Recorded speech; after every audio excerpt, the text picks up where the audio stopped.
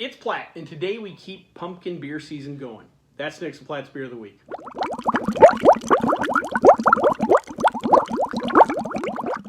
So the particular beer we have today is Punkin Ale from the fine folks at DogFish Head. It's not pumpkin, it's Punkin Ale. Just get that straight. We previously reviewed American Beauty Pale Ale. It was a Grateful Dead themed beer they'd done a while back. I think that's the only beer theirs are reviewed, which kind of surprises me. A little background to Dogfish Head. Dogfish Head was founded in 1995 by Sam and Mariah Calagione. He'd gotten the name from Dogfish Head, Maine. Didn't know there was such a thing. Apparently, as a kid, that was kind of his spot to spend summers. Always kind of heart, kind of had a spot in his heart for him. Sam began home brewing in his apartment in New York City. From what I gather, he kind of played around with a little bit of winemaking. I think that influenced some of his earlier brews. When the brewery opened, it was the smallest microbrewery in America. They only produced 10 gallons at a time. And when I say smallest brewery, by production, not by square footage or anything like that. And like I said, he only produced beer 10 gallons at a time, just to give you a little sense of that. A standard keg's 15.5 keg, so he wasn't even making a keg at a time. And, if you're ever a bartender, spend some time in a bar, you know how you can blow through kegs pretty fast, so he had to have been working a lot. He was brewing on something called a Sabco system. It was at the time, and still probably to this day, one of the premier home brewing setups out there. Some breweries were using what they call a pilot system, just working on batches before you ramp up to your big 15-barrel system arbor. Well, he was running a brewery off that, and I just, like I said, I can only imagine the work, but again, he made it work. Sam has a great little thing. He produces off-centered ales for off-centered people. I think that's great. And again, kind of really does capture the spirit of the thing. Because of that creativity, because he's kind of willing to work outside the box, he has become one of the premier names in the craft beer business. He's up there with the Fritz Maytags and the Ken Blanchards and what have you. Highly respected in the field. He was in the documentary Beer Wars, which I've actually never seen all the way, but when I saw, I remember it being pretty good. And he had a show on Discovery at one time called Brewmasters. It kind of featured the behind the scenes, kind of how he conceptualized some beers. I remember him doing one where like all the employees had to chew on corn to break it down and use the enzymes in your mouth or whatever. But interesting show. Today, Dogfish Head is distributed nationwide, and a large part of that is they have merged with Boston Beer Company. That is the parent company of Samuel Adams. When Jim Koch steps down from Boston Beer Company, Sam's going to take over the combined company, which I think is kind of cool. I know some people in the craft world don't look at Boston Beer Company like that, but I think if you step back, you realize this is kind of a win-win for everybody. Besides that, Dogfish Head has 3 different ale houses. They've also got in the booze business. They have a micro distillery where they produce pot distilled spirits. And I'm sure Sam kind of attacks distillation the way he does brewing. So I'm definitely going to keep an eye out for some of their spirits. And lastly, they have a 16-room Dogfish Inn. They're in Rehoboth, Delaware. That's kind of where they're headquartered. They have, the restaurant, they have the brewery, they have the distillery. You can have a whole Dogfish Head weekend, I guess, down in Rehoboth. Real quick, let's talk about some of their beers.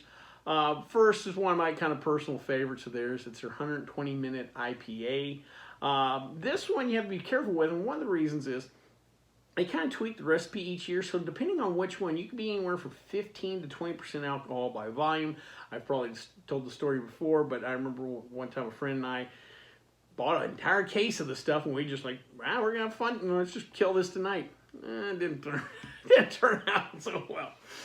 Next is Namaste, 4.7% ABV. This is a Belgian white ale or white ale style beer that, according to the marketing, has good karma. So obviously good karma and Namaste. One of the things I like about Sam and them there is they'll again, work outside the box. They're very eclectic, and also you kind of touch on cultural themes too. Next is a beer that I would like to give a shot. It's called Wake Up Worldwide Stout. This beer is a breakfast imperial stout, and depending on which version you get, it could be anywhere from 16 to 18% alcohol. They love to bump up the ABV there. And lastly, when I saw this, I had to do a double check because it just put a smile on my face. He does a beer called the Perfect Pairing. It's a 5.5% ABV pale ale. And you say, wait a minute, this is one of the most creative brewers. Why does a pale ale get you excited? Because the pale ale comes with a block of cheese. That's right. I think it's a six-pack. You get a six-pack, you get a block of cheese, and I don't know if it's a smoked Gouda or anything crazy like that, but just the concept did put a smile on my face. I've always said that if a brand like a Milwaukee's Best, Old Milwaukee, something like that, Natural Light, would sell a six-pack with a stick of beef jerky, I know what I'm doing on Friday. Well, with that being said, before we try this particular beer, let's check out the stats.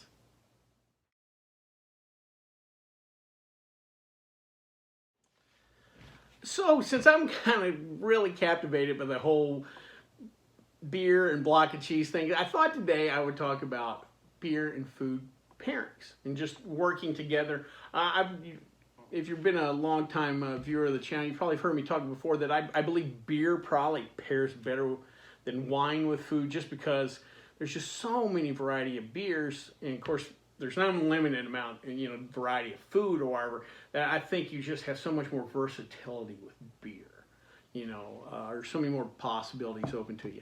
So today I thought I'd give you, a couple suggestions if you're really wanting to kind of play around with beer and food pairings. First, craftbeer.com. If you're wanting to learn about beer, like not necessarily home brewing wise, but you just want to get into craft beer, great little site. And their style section, they have an entire section that tells you what is a Belgian double or a porter or a stout, why they are what they are, the different characteristics, and they always have a food little pairing blurb.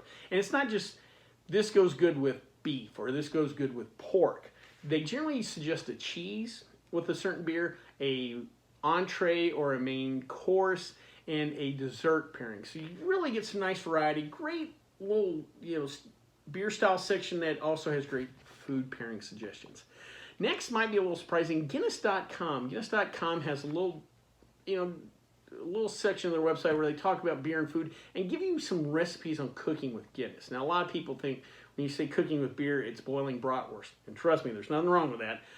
But we can get a little more adventurous, do a little bit more. There's really a lot to do with beer and food, and a lot of it has to do with desserts. And of course, you guys, if you've seen my older videos where I make shakes and stuff with beer, you kind of get it. And finally, this in no way is an endorsement of this place, but I've just had some positive beer and food experiences there. Whole Foods, they have a really nice, all the Whole Foods I've been to have a really nice beer selection, and they execute real well. And I've always kind of liked their meat department and everything. I think it's a good combination. I can hear you out there like, good Lord, Mr. Rockefeller. I get it. They're a little expensive, but before the pandemic came to Vegas, times are a little better, and I would spoil myself, and pick up a nice bottle of craft beer and a nice steak and have a good time. So anyway, if you're like I said, interested in beer and food pairings, definitely check out those sites in Whole Foods. Well, enough about that. Let's drink some pumpkin beer.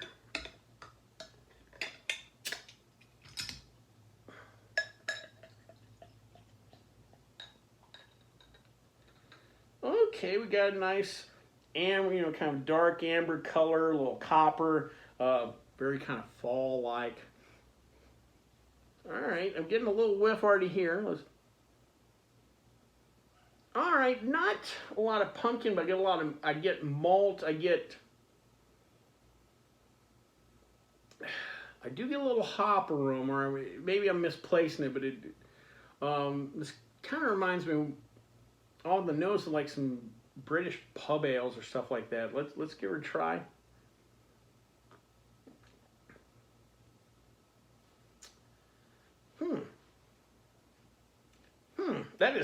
that is nice, but I'm having a hard time articulating it. It's got a little kind of a pale ale, very nice malty, you know what I call like a pub style beer. The pumpkin kind of arrives late. What you get more earlier is the spices. Like the pumpkin is just really starting to hit now. And it's not that strong, but you're like, oh, okay, there's the pumpkin.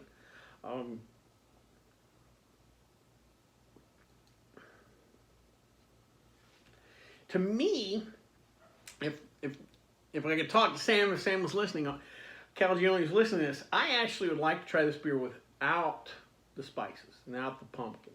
Not that it's not bad, it's good beer, but like what I taste is like, man, that the base recipe, the base beer, that would kind of get me excited. But the spice is nice. Pumpkin does come through more than like the Four Peaks I just reviewed beer. The pumpkin comes out more, but it comes out late. Yep, I hold that. Overall, a real good beer. Like I said, I would kind of like the base beer recipe for sure.